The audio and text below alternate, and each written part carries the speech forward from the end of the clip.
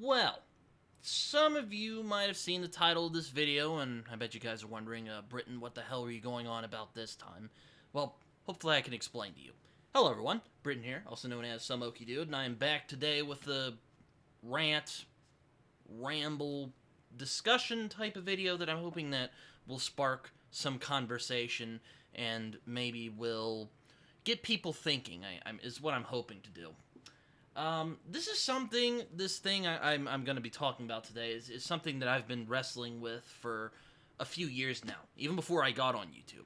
Now, as you all know, I'm rather fond of the fantasy genre, and I've covered a lot of fantasy novels on my channel. I've even had conversations about our beloved genre with guys like Raph Bluetext, Liam from Liam's Lyceum, and even Dr. Fantasy himself, Philip Chase. There's a particular video I did that I was proud of that I did with Raph and Philip about if fantasy is literature. I will link that down below. I'm very pleased with that video, and a lot of people seem to really like it.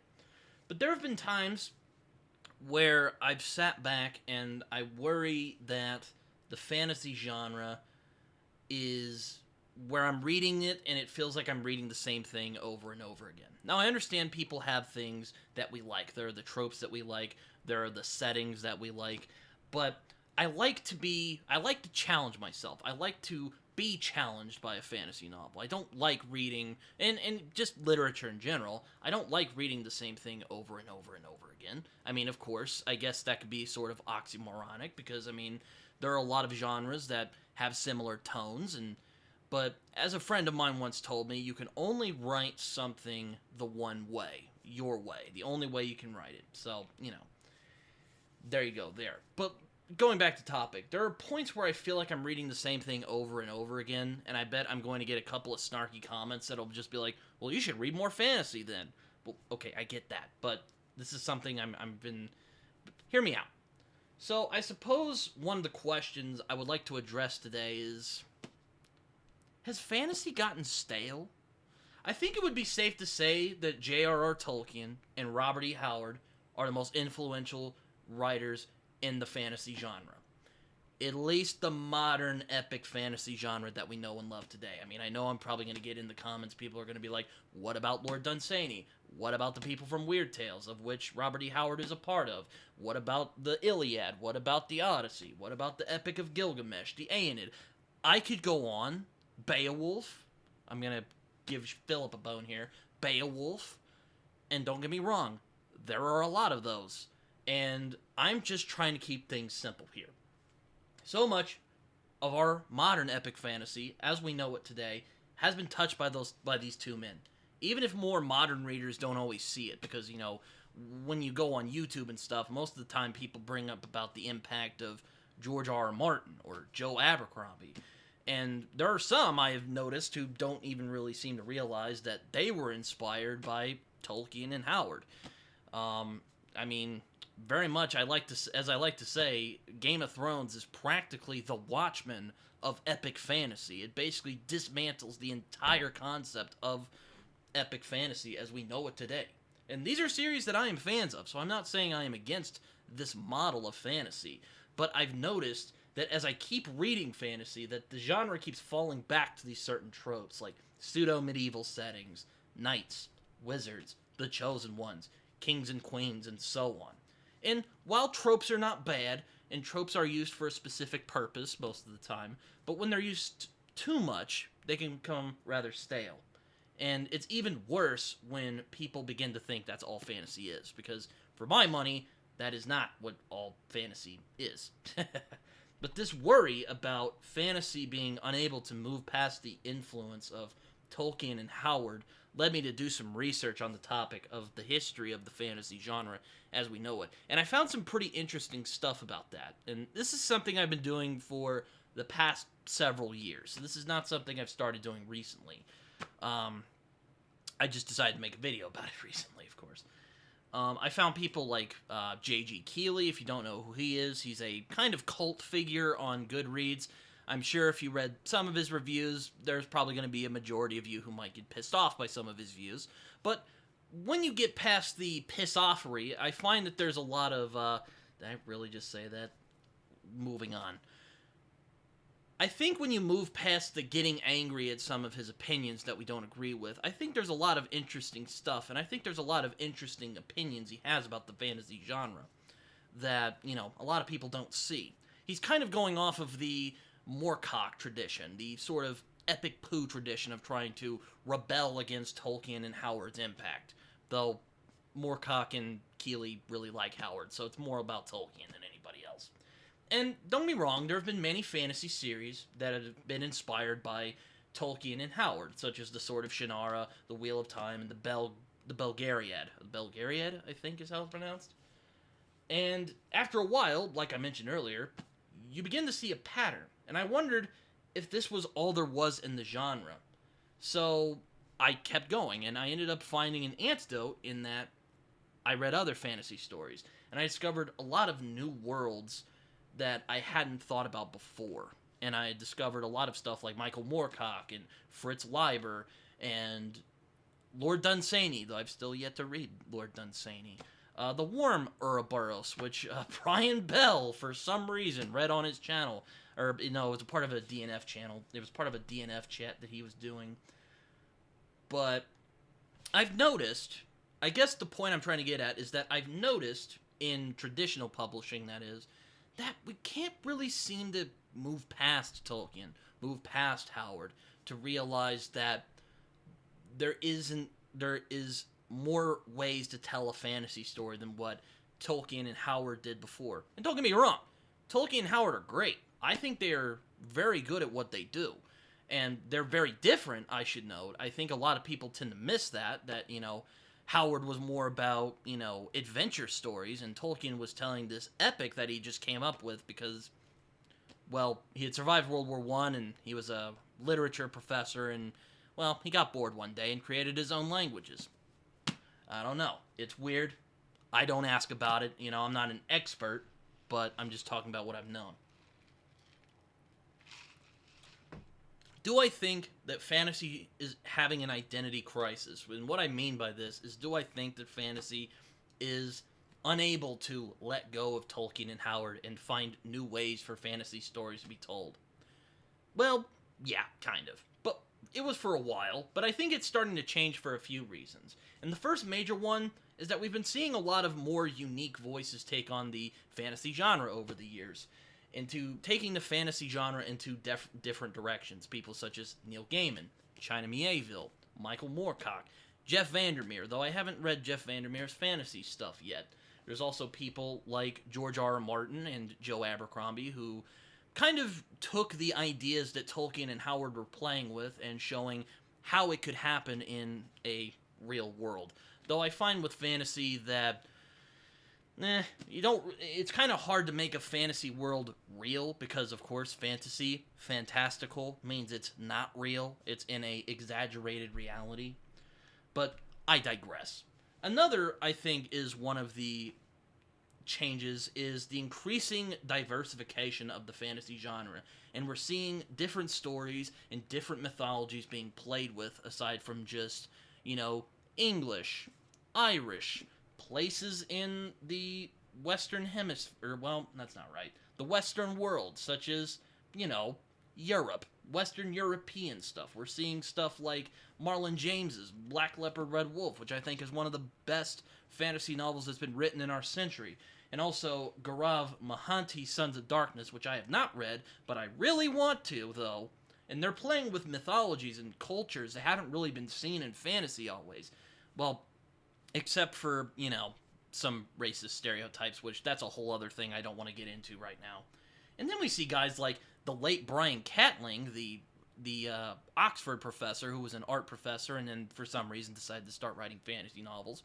He wrote the endlessly fascinating novel The Vor, which I actually read last year. I put a review up of that. You can check that out down there. He took the fantasy genre into a completely different direction with his imagination.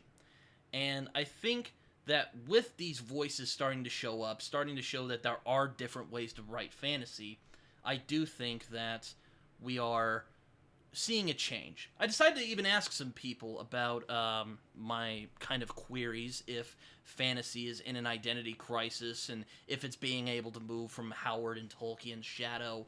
And how that would be possible. So I ended up asking a couple of people. Not all of them got back to me, but one of them who did was my good buddy Raph from Raph Blue Tax. So I'm just gonna read off our messages here. So I asked him. What if he felt that fantasy was going through an identity crisis, and he said, "Well, what do you mean?" I gave him the explanation, and he said, "I think they have for a time, but I'm optimistic we've moved beyond that in setting terms. When it comes to other stuff like structure and whatnot, I'm not so sure." I asked him to elaborate. He says, "Fantasy is more and more reduced to tropes and retelling the hero's journey, for example," which I would agree. I kind of been starting to feel that the hero's journey and the chosen one tropes of fantasy are beginning to be a little played out.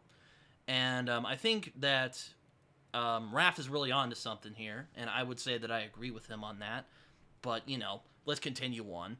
I asked him if he's been unable, if he feels that fantasy has been unable to move on from Tolkien and Howard. He said that he thinks it's moved on by now, and he explained that this is the reason because a lot of things have changed. He said, or this is what he said: because a lot of things have changed. George R. R. Martin brought TV structure to it. Joe Abercrombie and others brought irony back, something you have with Fritz Leiber or Jack Vance, but not with Howard and Tolkien. Non-European settings have been there for a while now as well. The genre has moved on, but maybe larger parts of the traditional audience has not. And, that kind of makes sense to me. It reminds me of a conversation I had with my friend Jason a while back where he said that he felt that fantasy was just kind of telling the same stories over, and people kind of just seem to want the same stories over and over again and don't want anything that feels new and fresh. And, I can definitely see where he's coming from there. I mean, there's definitely a lot of fantasy that has come from Tolkien and Howard's model. Well, unless you're someone like China Mieville or Neil Gaiman who just take things to completely different levels, or Brian Catling or Michael Moorcock or whoever you want to name. I could name plenty more. But I do think that we're slowly beginning to step away. So I would agree with Raph on that. I do think that we are slowly beginning to realize, there are different ways to tell a fantasy story.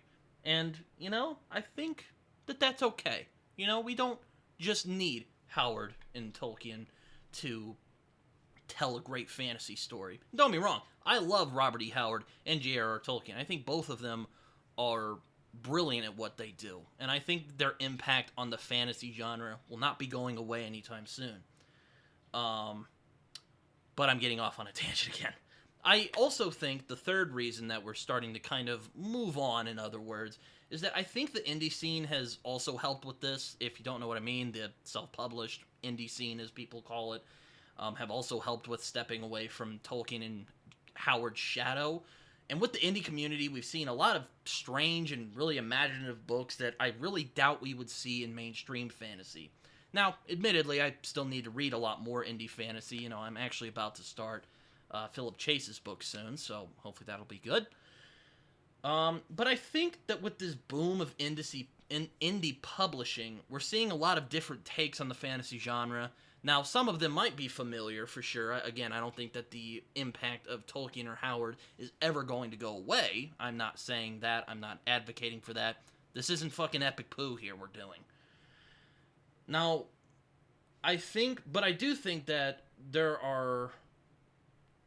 I do think in indie publishing there are a lot of different takes on the fantasy genre that I've seen. There's a lot of stuff that I have seen that I haven't seen in a lot of other places, even in traditional publishing.